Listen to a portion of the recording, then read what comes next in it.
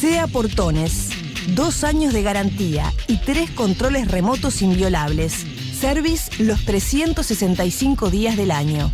SEA Portones, 2-601-2611. seaportones.com.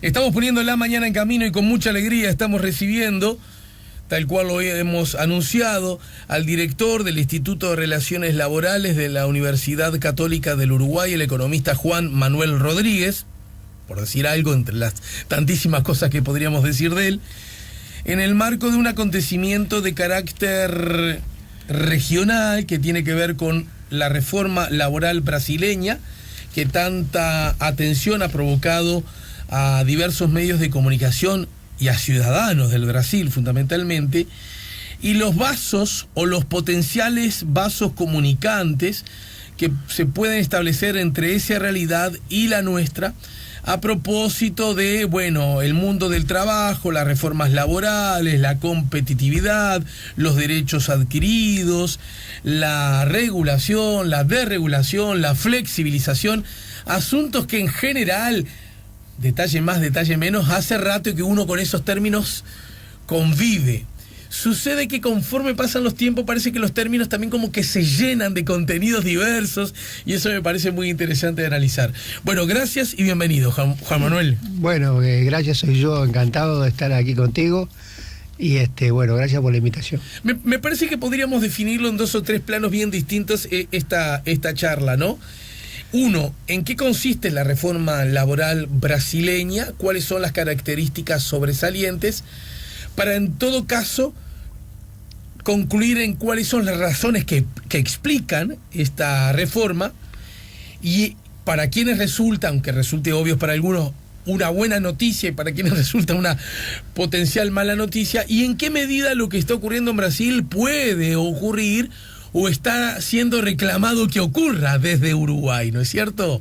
¿En qué consiste la reforma laboral brasileña?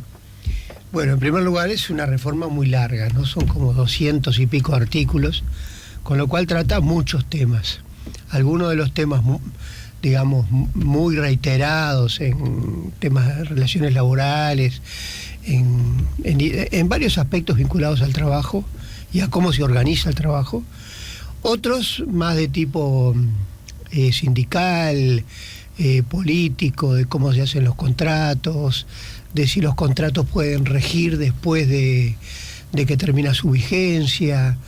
En fin, trata múltiples temas. Y esto es una de las complicaciones que tiene ver esto, porque habitualmente cuando una reforma de este tipo toca muchas cosas, según en qué cosas se analiza como énfasis, las conclusiones son distintas. Claro.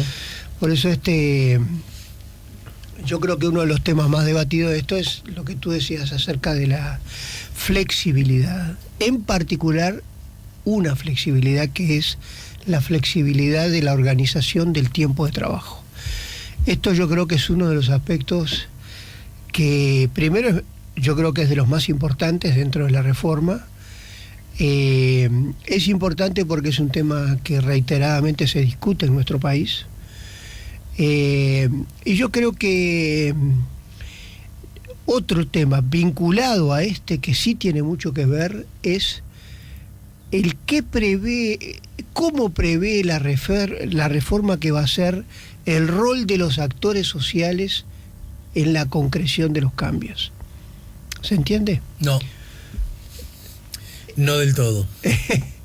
Bien, yo creo que este es el tema, uno de los temas centrales también de la reforma, y es que normalmente cuando se hace un cambio, cualquier cambio, en relaciones laborales, hay una etapa previa de discusión con los actores sociales directamente involucrados, sí, particularmente trabajadores y empresarios, y si hay sindicatos y empresarios.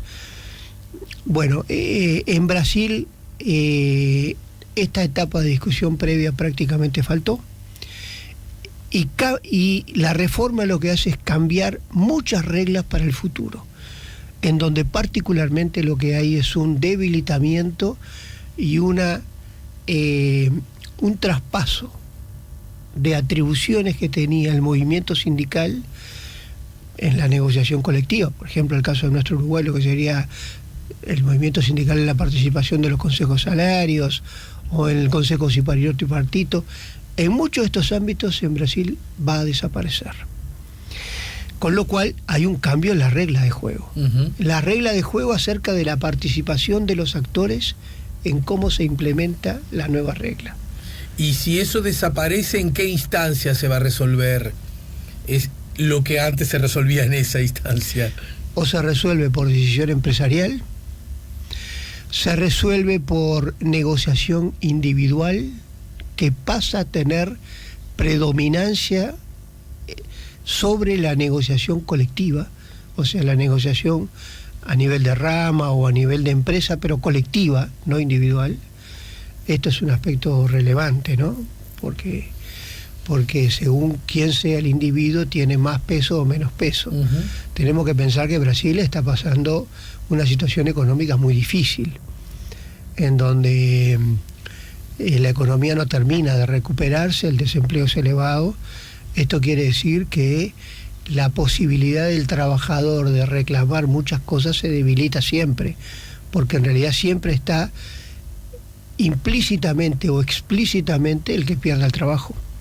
Con lo cual, ¿cuánto puede negociar un trabajador individualmente con respecto a un empresario? Ahora, por lo que veo, entonces, si desaparecen esas instancias y si de alguna manera pasa a un segundo plano o desaparece definitivamente de la fotografía, digamos, la fuerza sindical, por lo que entendí, esta constituye una mala noticia para los trabajadores, esta reforma, ¿no? Bueno, sin duda, ¿no? Claro. Bueno, el propio exministro Pérez del Castillo, acá en Uruguay, refiriéndose a esa reforma, entendió que, aún advirtiendo que Uruguay puede que esté pasado de rosca en otra dirección, dejemos eso para dentro de un ratito, que esta reforma, la brasileña, era un poco exagerada en cuanto al debilitamiento de los derechos de los trabajadores, ¿no? Sí, en las empresas de más de 200 trabajadores se establece un mecanismo para que se nombren nuevos delegados con una elección particular, con voto secreto, que va a tomar el rol de los sindicatos.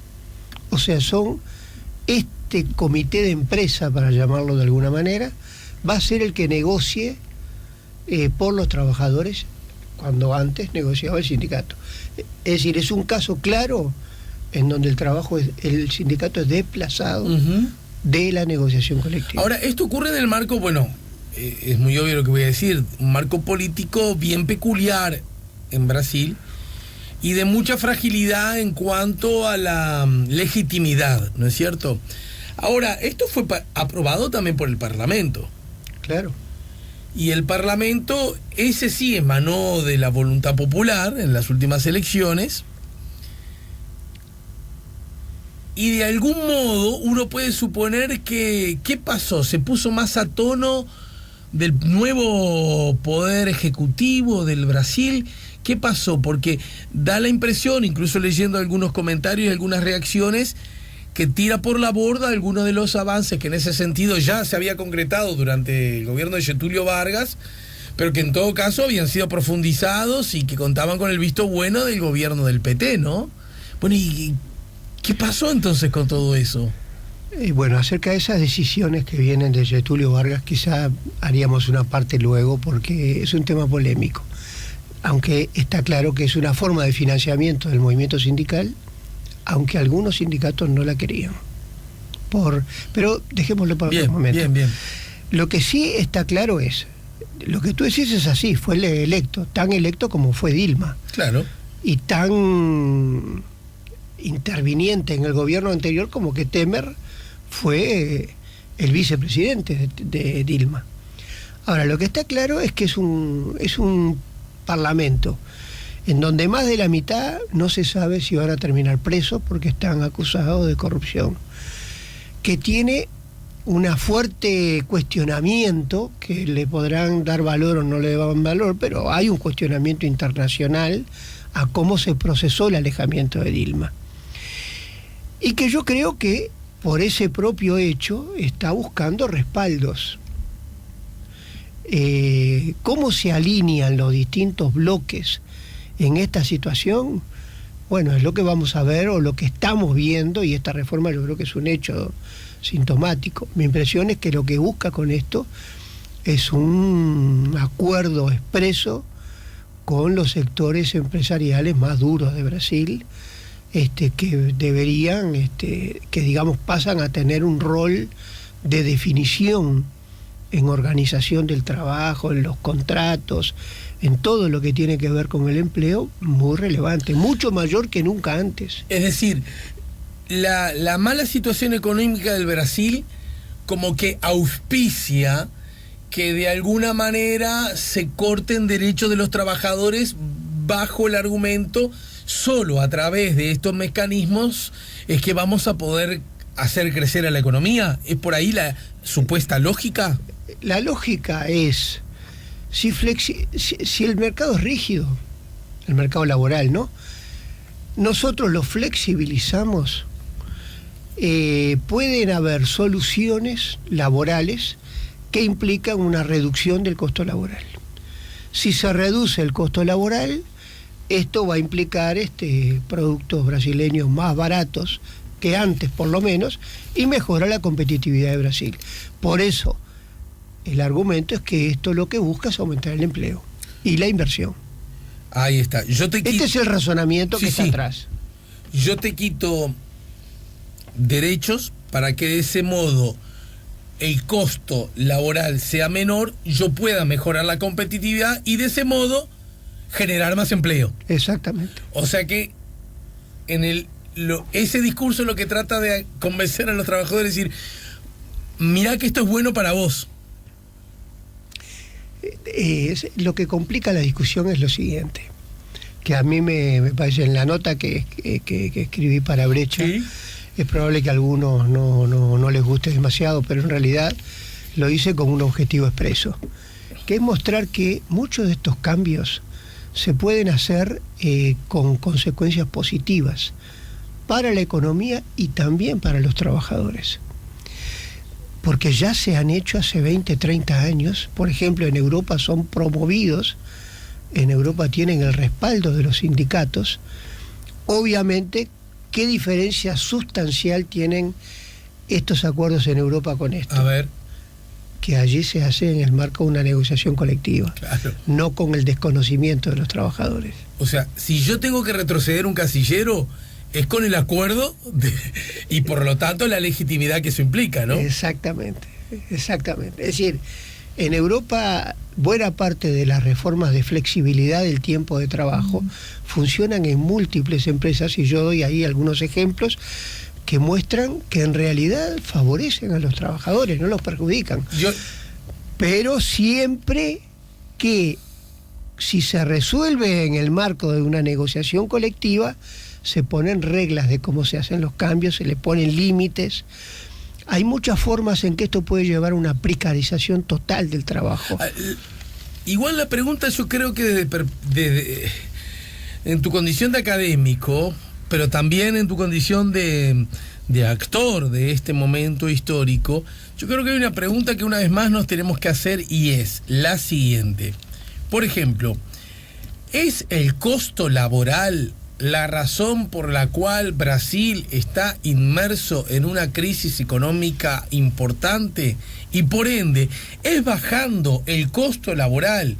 Costo laboral, a ver si lo pregunto bien, economista, para que me corrijas.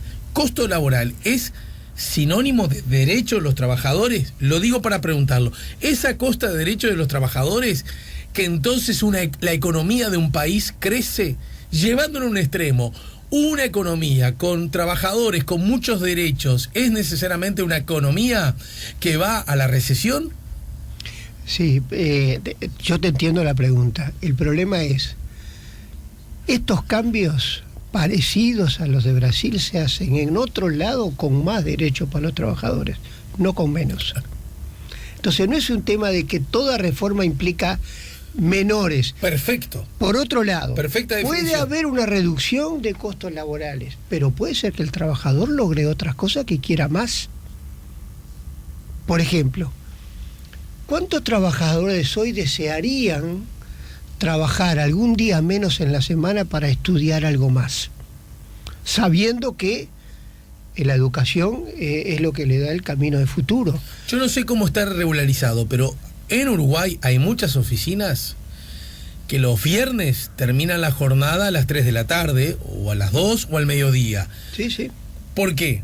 Porque trabajan un poquito más de lunes a jueves. Exactamente. Y vos hablas con los locos y están felices de la vida porque, o bien, si tienen algún manguito y nafta en el tanque, se las pica para algún lado, o bien tienen sencillamente más tiempo libre y que les hace rendir el fin de semana. Exactamente. Ahora, pero estamos hablando de eso cuando estamos hablando de Brasil. Pero permíteme, esos acuerdos en una jornada rígida de 8 horas no entran en la legalidad. Ah, que de alguna manera... No sé si me entendés. Sí, se sí, hacen, sí. son legales. La construcción, por ejemplo, trabaja 9 horas 36 horas, 9 horas 36 minutos de lunes a viernes. ¿Para qué? Para el fin de semana no trabajar. Sí. El no trabajo el fin de semana, ¿qué hacen los obreros de la construcción en ese día?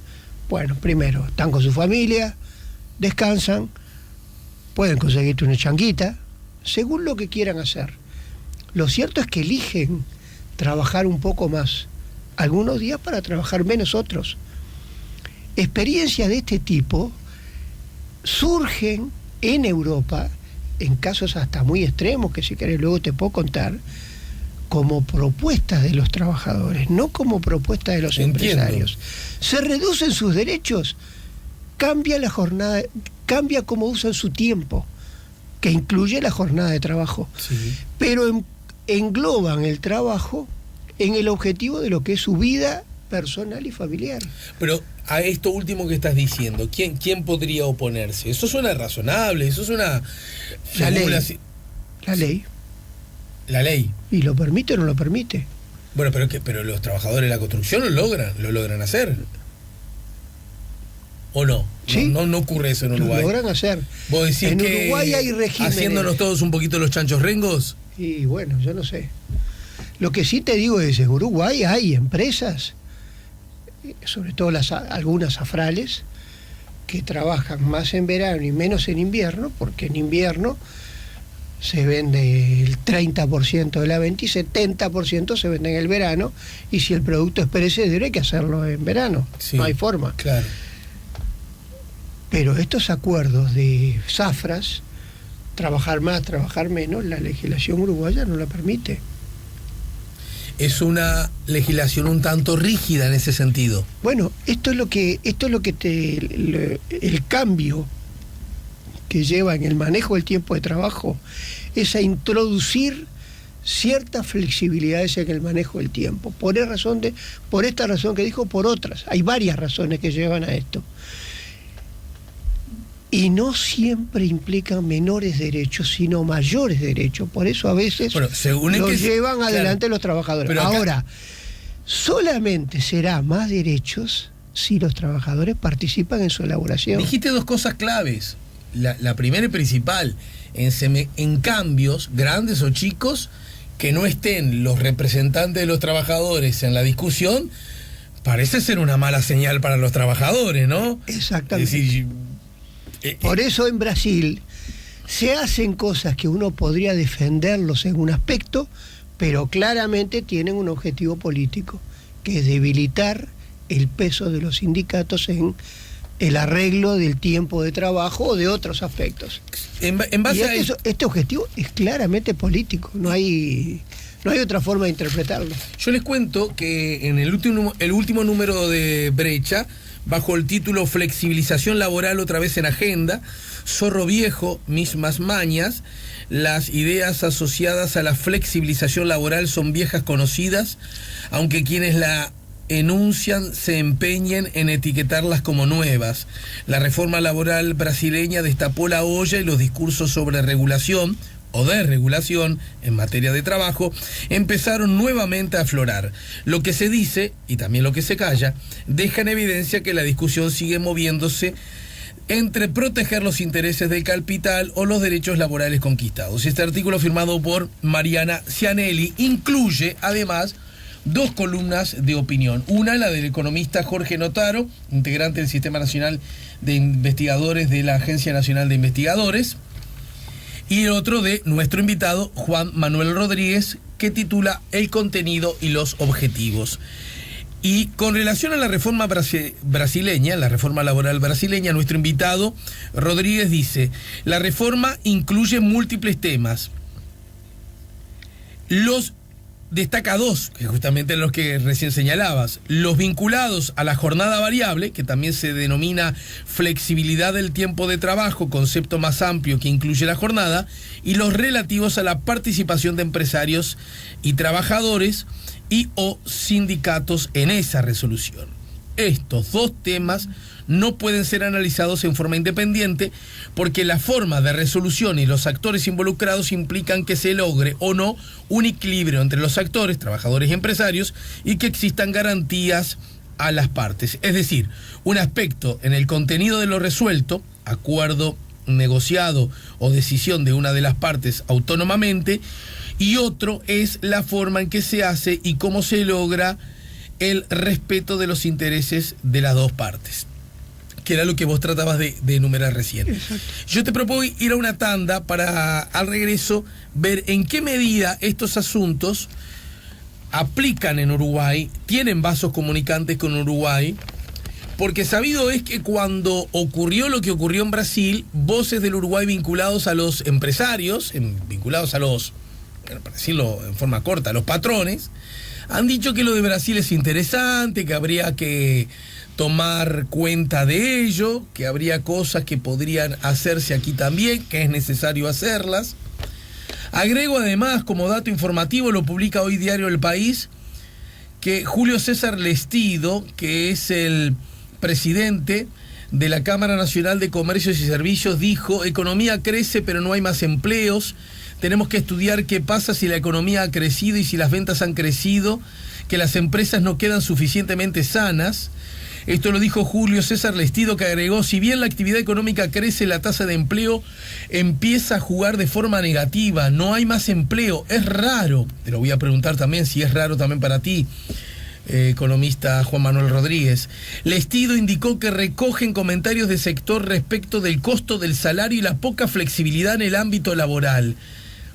Otra vez la pelota en la casa de Doña María.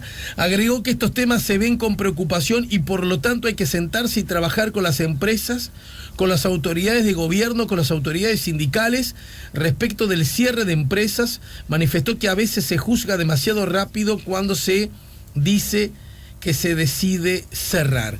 Bueno, ¿en qué medida entonces lo de Brasil puede unirse y de qué forma acá en Uruguay? Lo vemos luego de la pausa, ¿no? Perfecto. Estamos poniendo la mañana en camino con Juan Manuel Rodríguez. Juan Manuel además tiene la peculiaridad que cuando habla de estos temas deja inquietos a unos y a otros. ¿O no? Sí, sí. Estamos en el 98.7. Ya volvemos con la mañana en camino. Son de la loma, mira mamá, yo cantan en llano, mamá, yo son de la loma. Estamos poniendo la mañana en camino, estamos conversando con el economista Juan Manuel Rodríguez, director del Instituto de Relaciones Laborales de la Universidad Católica del Uruguay, ex integrante del Cuesta Duarte, ¿no es cierto? Exactamente, Hombre, sus inicios. Durante muchos años vinculados a la Central de Trabajadores, ¿no? Exacto. ¿Cuántos en total, si te preguntara? Nosotros, yo fui el primer director del Instituto Cuesta Duarte, director de investigación. Y en ese entonces éramos muy pocos, no era como la estructura que hay hoy. Con lo cual estuve prácticamente yo creo que desde el 89 al 93 más o menos. Acá hay un asunto que entonces, a propósito de lo que ocurre en Brasil, bueno, ¿qué posibilidades hay que eso que ocurre en Brasil ocurra en Uruguay? Y cuando uno habla de lo que ocurre en Brasil, vos insistís, bueno, ¿de qué estamos hablando cuando hablamos de lo que ocurre en Brasil, no? Exacto. Porque hay cosas que de pronto son inadmisibles y que implica, como se ha dicho por allí, retroceder en la historia, y hay otras que por lo que del mismo modo que ocurre en Europa, los trabajadores deberían estar dispuestos por lo menos a discutirlas. Exactamente. Bien, en Uruguay, ¿cuáles son de esas cosas que ocurren en Brasil asuntos que sería bueno no digo que resolvamos en una o en otra dirección, pero que no tengamos miedo, ni prejuicio, ni problemas, ni barreras a discutir, a rediscutir, Bueno, según tu mi visión. impresión es que lo central es la discusión del manejo del tiempo de trabajo, en donde se discute en todo el mundo. No es que se discute, digamos, en muchos países, y ya, como recién dije, se hace con participación de los sindicatos. No es un desconocimiento de ninguna manera. Y siempre, como los sindicatos participan, ganan cosas. Ganan cosas que quieren los sindicatos. No es que se las imponen. No les imponen nada. Voy a dar un caso de algo que se promueve en Europa, que es lo que se llama autorregulación del empleo, que uno lo puede ver en los libros que provoca la unidad de la Comisión Europea, que tiene un área laboral y social, tiene muchas publicaciones sobre esto. Es una empresa en donde el empresario dice, bueno, yo quiero que se trabaje, que esté un supermercado, un hotel, lo que fuera, esté abierto tantas horas, que haya cajas en los momentos picos, que son de tal hora a tal hora, que esté, bueno, que si hay supermercado, que esté en la reposición, es decir, las condiciones en las que el comercio funciona. Le asigna a un trabajador que es rotativo 1 hora o 2 horas para coordinar los horarios de trabajo. Y ese trabajador define, dentro de las reglas en las que el empresario dijo que el comercio debía funcionar, atiende las horas que quiere trabajar cada trabajador. Y uno puede querer trabajar no sé cuántas y tantos días, y otro trabajar medio tiempo, y otro trabajar algunos días mucho y otros días poco. Sí. Y en ese aspecto la libertad es total. Pero la propuesta es del trabajador, no es del empresario, ni es del coordinador. Pero no, acá eso no puede ocurrir, digamos. No puede ser, porque acá, después de 8 horas, hay que pagar doble. Pero también, pero sí, a ver si te sigo bien, pero tampoco puede ocurrir al revés. Quiero decir, que un trabajador le diga al patrón, bueno, yo lunes y martes quiero venir solo 4 horas, Claro. y el miércoles vengo a las 8, el jueves vengo a las 8, y el viernes me conviene y vengo 14 horas. Exactamente. Hoy nada. No sé si el patrón te la agarra. Quiero decir, porque da la sensación de cómo está planteado, parece que la poca flexibilidad emanaría solo de los trabajadores o de sus sindicatos. Yo no sé si los empleadores estarían dispuestos. Y es probable que no. Porque el empleador te diría, no, mirá, yo necesito, y también suena sensato, tener la certeza de que de tal horario a tal horario tengo tal fuerza de trabajo y por lo tanto voy a cumplir con tales y tales objetivos.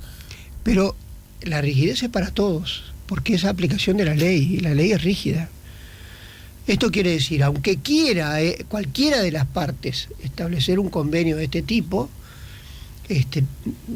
estaría violando la ley, estaría violando la legislación uruguaya, con lo cual nadie puede ser flexible, ni uno ni otro, aunque lo quisiera. Ahora, en Europa este acuerdo funciona por deseo de los trabajadores.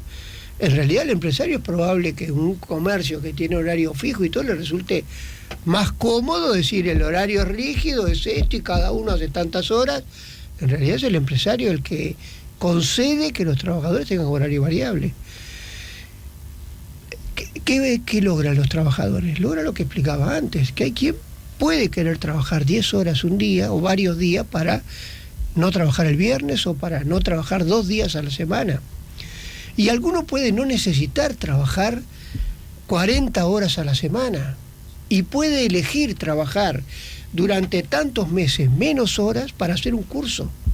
Un curso en donde de repente tiene que trasladarse a otro país porque en donde está no hay universidad o no hay una institución educativa. Y bueno, o quiere descansar, o quiere estar con sus hijos. Sí, no o sé si se necesita entienda. cuidarlos. O necesita porque cuidarlos. su mujer consigue un porque trabajo distinto. entonces se concibe el trabajo en el marco de la estrategia familiar. Es decir, las Ahora, necesidades pero con pueden esto, ser que tú múltiples. esto último que tú estás diciendo, suena no solo a sensato, sino suena a buena noticia. Pero por eso digo Pero que en lo que Europa pasa es que si esto vos en la se charla- promovió. Claro. Esto se promovió oficialmente, ¿por qué? Porque se partía de la base de que si las partes están conformes, van a mejorar la calidad del trabajo. Pero esto tiene que ser reglado, no puede ser ni que los sindicatos ni que los empresarios definan por su cuenta qué van a trabajar, porque bueno, probablemente hagan cosas que no contempla el otro. Entonces esto tiene que ser objeto de una negociación colectiva. De todos modos, esto es lo que falla en Brasil. En Brasil no hay negociación colectiva, no hay participación sindical, con lo cual uno puede decir esto puede dar lugar a cualquier abuso de parte del empresario. claro, porque estas reformas ya no solo no se hacen discutiendo con los trabajadores, sino explícitamente de espaldas. Con una negociación individual. Bueno, pero esa no la cree nadie, porque Exactamente. si la fábrica individualmente negocia con cada operario, ahí es muy claro la desigualdad en cuanto a las fuerzas, a la presión. Exactamente. Por eso digo que es una reforma desequilibrada contra los trabajadores. Es más, contra la OIT, porque la OIT lo que establece es que cuando hay sindicato, el representante de los trabajadores debe ser el movimiento sindical. Con lo cual, es muy probable que las centrales sindicales hagan una denuncia a Brasil de que esta ley es violatoria de convenios de OIT, y seguramente el Comité de Libertad Sindical le dé la razón.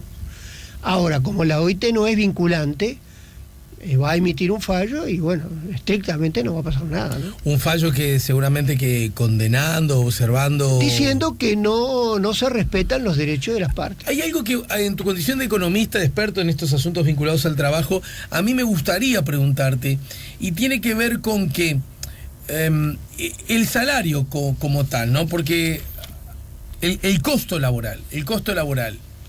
Primero, cuando hablamos de costo laboral no solo hablamos de salario, ¿no? Porque... Sí, está claro, son los beneficios, todo. ¿Por qué?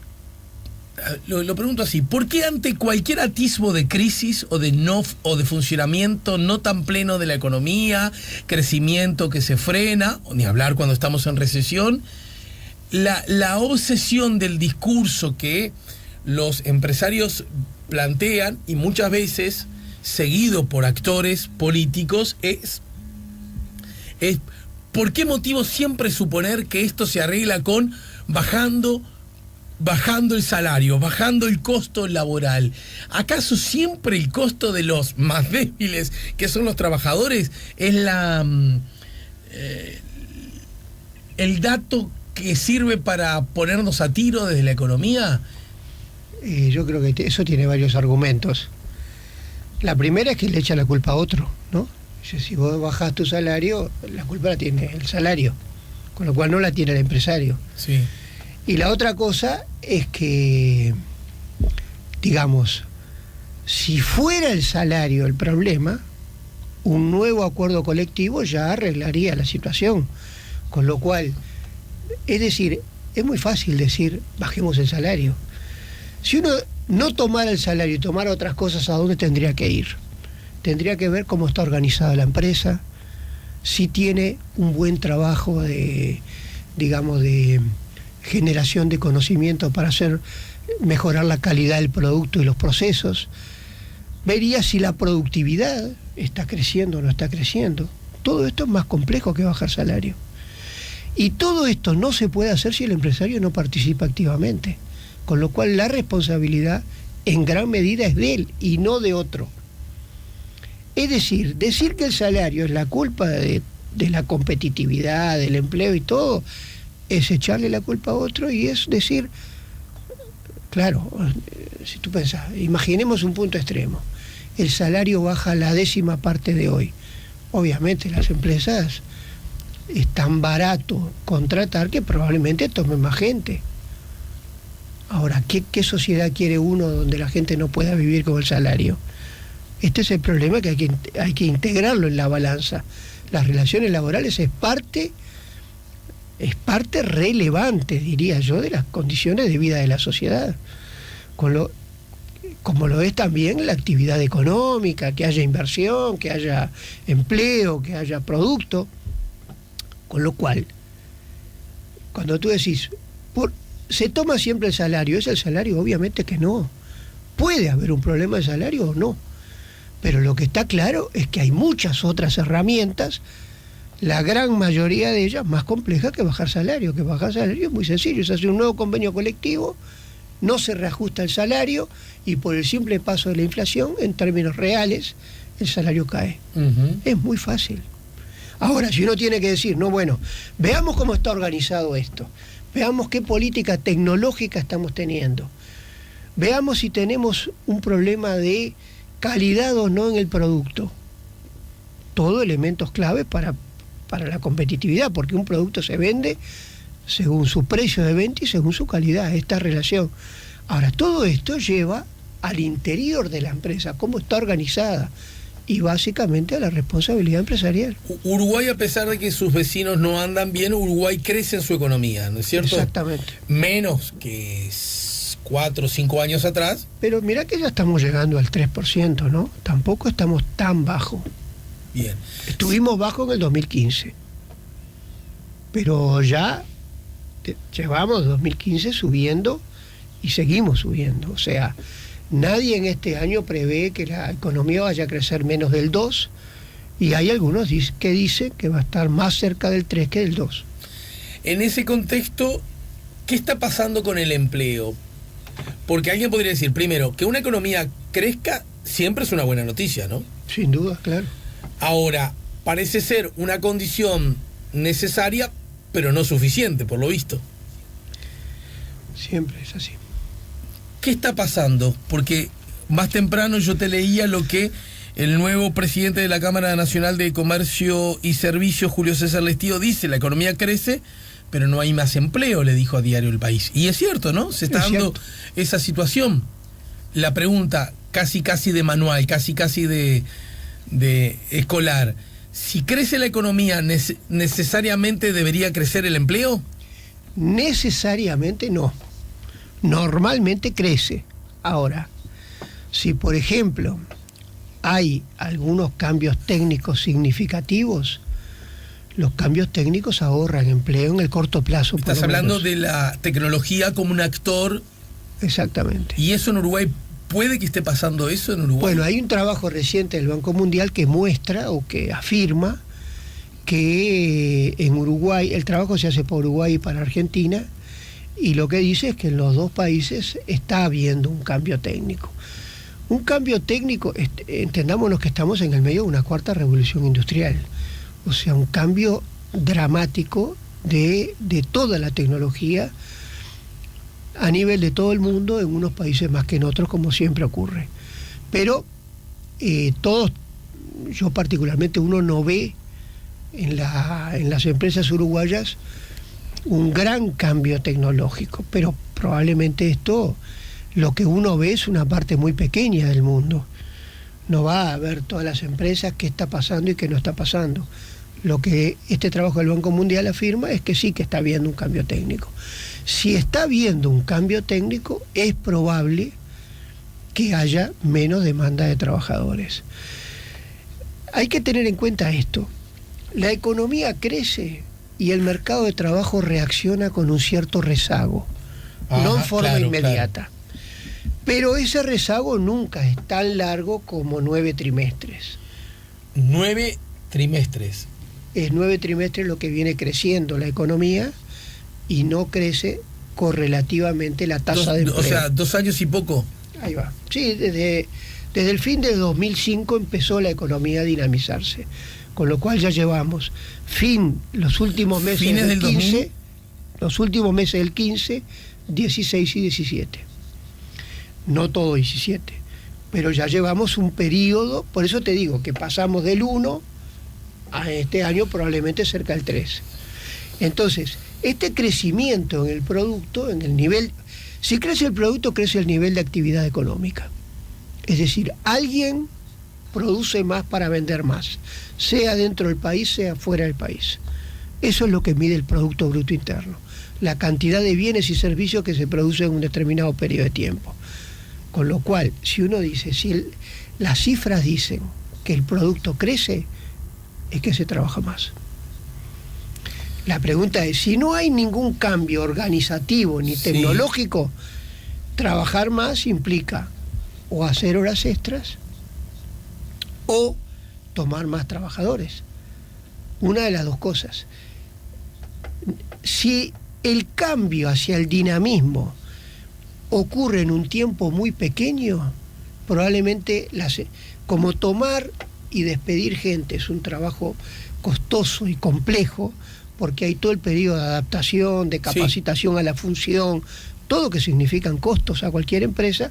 Lo primero que hace una empresa ante un cambio que no está seguro que se vaya a mantener, se las arregla es no tomar. Está, claro. Y se arregla con... no tomar y si fuera al revés, tampoco despedir. Porque tampoco despide. Vamos a ver si esto dura mucho. En la caída tampoco despide. Después despide si la caída se mantiene. Pero al principio no. Por eso digo que el mercado de trabajo va unos meses atrás del dinamismo de la economía. Pero no tantos como es el caso. Pero no tanto como ahora. Entonces, objetivamente es cierto que hay un problema que hay que ver cuál es la explicación y probablemente haya que investigar. Necesariamente el salario no tiene por qué tenerla, o lo puede tener el salario causa en algunos sectores y no en otros. Pero la pregunta es esta: ¿puede usarse como argumento? ¿Vieron? Crece la economía de Uruguay, pero no crece el empleo, y eso es como parte de la rigidez del mercado laboral uruguayo y que los empresarios no toman más gente justamente temerosos de que si los tomas ya no te los podés sacar de encima, que le tenés que pagar? O sea, ¿me explico? Sí, totalmente. Entonces, que se necesita algo al estilo Brasil, para que se aproveche este crecimiento tomando más trabajadores. Nadie puede afirmar que ese factor no influya en algo. Ahora, las reglas del mercado de trabajo en Uruguay son muy viejas. Y con estas reglas el Uruguay pudo crecer en cifras muy elevadas. Con lo cual, uno puede decir, ¿por qué no discutir algunos temas que se discuten en todo el mundo? Ya digo, por interés de las dos partes, no solamente de los empresarios. Entonces, ¿por qué no discutir? Ahora, ¿esto puede influir en algún sector? ¿Puede influir en alguna empresa? Claramente, no creo que alguien pueda afirmar que esta es la única causa. Más bien me da la impresión de que estas afirmaciones están diciendo, aprovechemos esta circunstancia que se comporta o se compone por un factor regional. Brasil está tomando estas medidas flexibilizadoras, las está tomando Francia, dicen que se van a empezar a discutir en Argentina. Bueno, ¿por qué no hacerlo nosotros? Para lograr un objetivo. Ahora, y además se suma este factor interno que tiene que ver con la no generación de empleo. Ahora, es probable que esto no sea la única causa. Yo me inclino a pensar de que la productividad, la bajísima productividad de la producción uruguaya, que estamos en los menores niveles de América Latina, influye muchísimo más que la flexibilidad. Pero ¿cómo si son tan malos los niveles, cómo es que aún así crecemos? ¿Cómo es que crece la economía? Y bueno, productividad no es lo mismo que producto. Uno puede crecer y la productividad ser baja, no tiene nada que ver. O sea, la productividad es una relación entre el producto y los insumos. Uno puede tener más productividad con más producto, puede tener menos productividad con más producto si toma más insumos. ¿Y por qué la productividad uruguaya es tan baja? Y bueno, es baja yo creo que ahí sí por problemas de funcionamiento interno de las empresas. Puede haber en algunos casos un problema tecnológico. Pero por ahí se cuela aquella frase de Mujica, que no nos gusta trabajar, que trabajamos poco los uruguayos. ¿Te acordás cuando insistía mucho en esos asuntos? Sí, puede ser. Yo no me inclino mucho a esa frase. Sí, a mí lo digo sinceramente. Nunca me gustó nada. No. Yo me estaba rompiendo el lomo de Mujica diciendo que no trabajaba. Digamos, los países que crecen sistemáticamente la productividad hacen un trabajo al interior de la empresa y tiene que ver con la mejora y racionalidad de los procesos y también con sistemas de relaciones laborales en donde si hay mejoras de la productividad se reparten entre todos los que participan en ello. Es decir, vamos al interior de la empresa. Por eso si uno acusa a los salarios o a la rigidez, lo pone en factores externos que pueden influir. Ahora, la pregunta es, ¿solo eso? ¿Vos me estás diciendo que los empresarios también juegan un rol en todo esto? Entonces, totalmente, ¿no? Obviamente. Los empresarios son los que toman las decisiones centrales en las empresas. Si la empresa tiene muy baja productividad, Pero la primera responsabilidad de los empresarios. ¿Vos no advertís que los empresarios en Uruguay, cuando las cosas no van lo suficientemente bien, que dicho sea de paso, nunca van lo suficientemente bien, porque nunca dice, la estamos pasando bien, estamos haciendo buen dinero, nos está yendo bien, ¿no? Jamás, nunca. Sí. Ahora, en ese contexto, el problema es que me hacen mucho paro, me hacen mucha ocupación, o las leyes son demasiado favorables a los trabajadores, o el Estado es mi socio que me saca mucho, o tenemos atraso cambiario, o no somos competitivos. Pero nunca hay y yo me parece que la estoy macaneando en esto o en aquello. ¿No hay como una actitud poco autocrítica por parte del empresariado uruguayo? Y yo creo que sin duda que hay. O sea, no hay ninguna duda de lo siguiente. Esto es casi una religión. La competitividad tiene un componente básico, genuino, en la productividad. Y la productividad básicamente es la racionalidad de los procesos, la mejora en la calidad, y en esto es clave el relacionamiento al interior de la empresa. Ahora, ¿cómo se relacionan los actores al interior? Que es cómo se organiza la empresa en última instancia. Si hay muchos niveles, si es muy vertical, si se basa el cumplimiento en el cumplimiento estricto del manual y el control es la base de todo el funcionamiento, o es un sistema en donde en conjunto se ponen a discutir, a racionalizar procesos, a ver qué debilidad tienen y atacar esas debilidades. Yo te agradezco mucho. A ver si me voy con las ideas claras de tu pensamiento, ¿no? Y es, lo de Brasil falla, entre otras cosas, porque incluye una reforma laboral que no tiene en cuenta la opinión de los sindicatos que representan a los trabajadores. Que lo debilita. Y que establece normas para debilitar a los sindicatos. Ahí está. Esto no debe significar que todo tipo de pensamiento acerca de una reforma y el concepto de flexibilidad debe verse siempre como un ataque a los trabajadores o una vocación de debilitarlos.